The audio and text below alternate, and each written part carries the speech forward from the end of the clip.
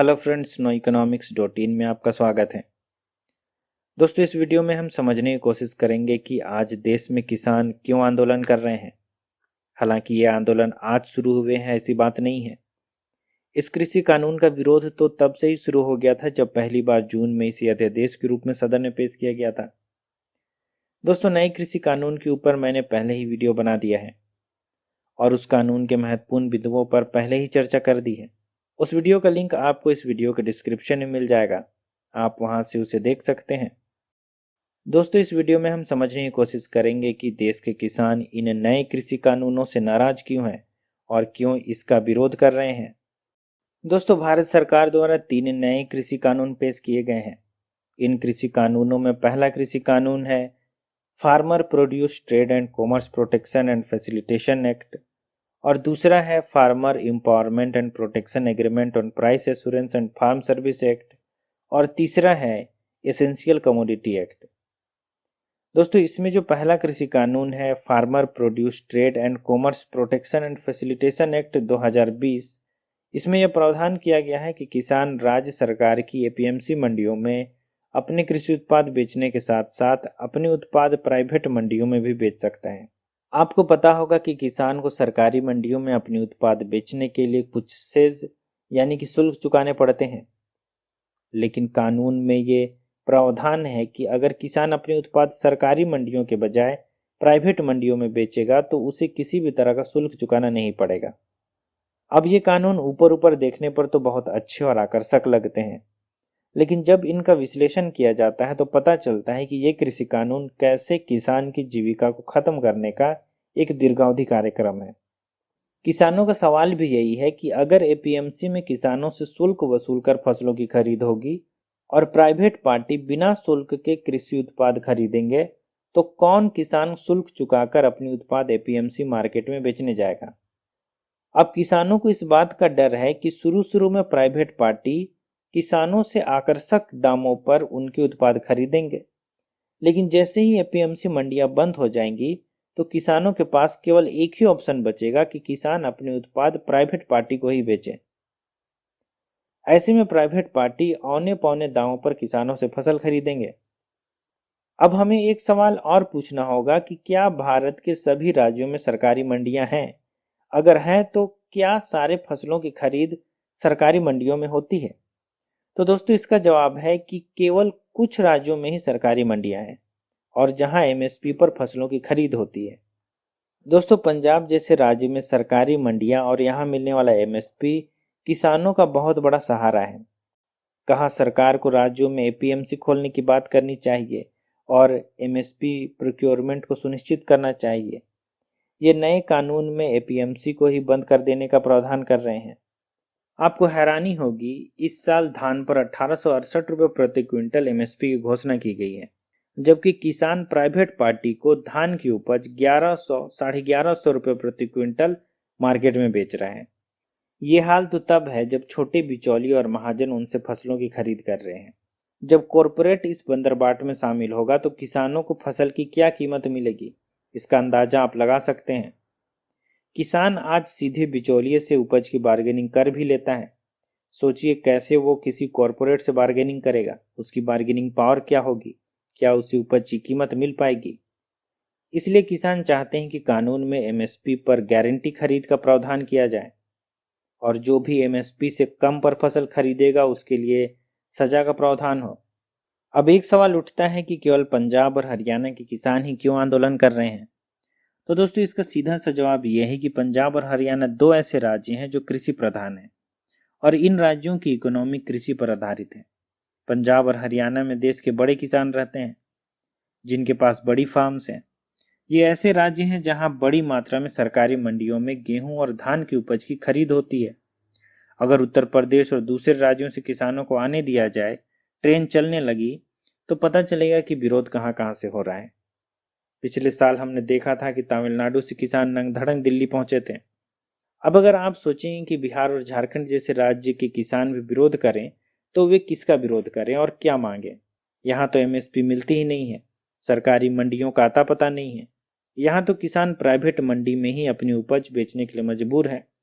कानून नहीं बना था तब भी ये प्राइवेट मंडियों में अपनी उपज बेचते थे। कानून बनने के बाद भी ये प्राइवेट मंडियों में अपनी उपज बेचने के लिए मजबूर हैं।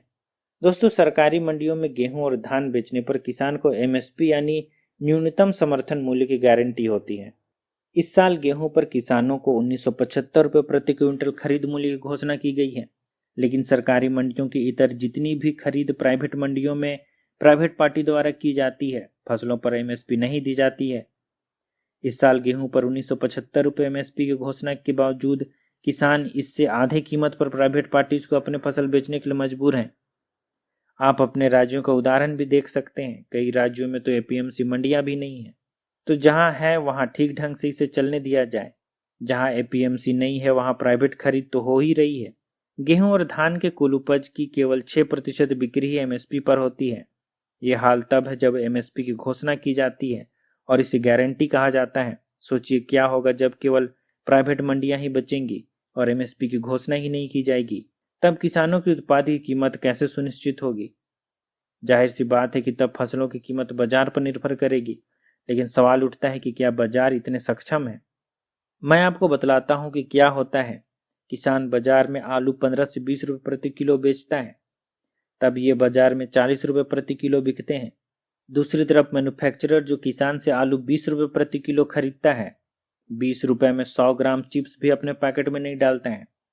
अगर प्राइवेट पार्टी इतने ही एफिशिएंट होते या बाजार इतने ही सक्षम होते तो पेप्सिको को आलू बेचने वाले किसान कॉन्ट्रैक्ट के बाहर आलू बेचने की सोचते भी नहीं। आपको याद होगा कि पिछले साल पेप्सिको ने आलू किसानों पर करोड़ों का केस ठोक दिया था कि किसान आलू कॉन्ट्रैक्ट के बाहर बेच रहे हैं। दोस्तों, सरकारी मंडियों में किसान अपने फसल सीधे आढ़तियों के जरिए बेच सकता है। आढ़ती किसान को उसके फसल की कीमत निर्धारित करने में मदद भी करते हैं।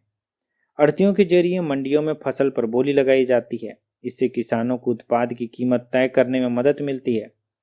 फसल की लोडिंग, अनलोडिंग, मार्केटिंग यार्ड की सफाई आढ़ती ही कराते हैं।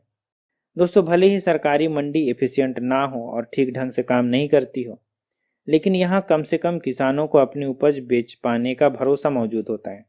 दोस्तों, आढ़ती को बिचौलिया कहा जा रहा है और जो भी इन नए कानूनों पर सवाल उठा रहे हैं उसे बिचौलियों का समर्थक कहा जा रहा है। दोस्तों, हमें अब इस बात की टैक्टिस से ज़्यादा हैरान नहीं होना चाहिए कि जो भी सरकार से सवाल करता है वो पहले तो कांग्रेसी हो जाता है, देशद्रोही हो जाता है, अर्बन नक्सल कह दिया जाता है, लेफ्टिस्ट या लिप्टाडू कह दिया जाता है। अब स्थिति यह है कि पंजाब के किसानों को खालिस्तानी कहा जा रहा है। तो दोस्तों, सवाल उठाने वालों को ट्रोल किया जाए इसमें कोई हैरानी नहीं है। अगर आपको जो गलत होता दिखता है, अगर आप बोलते हैं तो आप पर ट्रोलिंग होती है। भले ही आज सवाल करने वालों पर जो भी छीटाकशी होती हो, लेकिन दोस्तों यही सरकार जब विपक्ष में थी तो एपीएमसी का समर्थन करती थी और आढ़ती को किसानों का सहायक और एटीएम कहती थी। और तब कॉन्ट्रैक्ट फार्मिंग को अमेरिकन पॉलिसी कहा जाता था। तब सदन में सुषमा स्वराज कहती थी कि कॉरपोरेट को धोती और सादे कपड़े पहने किसानों से बदबू आएगी। एपीएमसी को खत्म करने पर नए प्राइवेट बिचौलिया पैदा होंगे और पूछा जाता था कि क्या आपको विदेशी बिचौलिए चाहिए। दोस्तों, अगर कोई शक हो तो 2012 में दिए गए सुषमा स्वराज के लोकसभा भाषण का लिंक आपको मैं इस वीडियो के डिस्क्रिप्शन में दे दूंगा। आप वहां से देख के उसे कंफर्म कर सकते हैं। आपको समझ में आ जाएगा कि आज किसानों के साथ क्या दोहरापन किया जा रहा है। आप विपक्ष में रहते हैं तो कुछ और बोलते हैं और चुनाव जीतते ही आपके राजनीतिक हित बदल जाते हैं। दोस्तों, यहाँ सवाल बिचौलियों का नहीं है, क्योंकि एपीएमसी रहे या ना रहे बिचौलिए तो रहेंगे ही। एपीएमसी से आढ़ती भले चले जाएं, लेकिन प्राइवेट मंडियों में नए बिचौलिए पैदा हो जाएंगे। बिचौलिए हर जगह हैं। देश के लिए रक्षा उपकरण और हथियार खरीदने में भी बिचौलिए होते हैं। बिना बिचौलिए के सरकार कोई काम नहीं करती है। दोस्तों, बिचौलिया या दलाल जो भी आप कहें, भले ही ये शब्द आपको खराब लगता हो, पर हकीकत यही है कि बिचौलिए हर जगह हैं।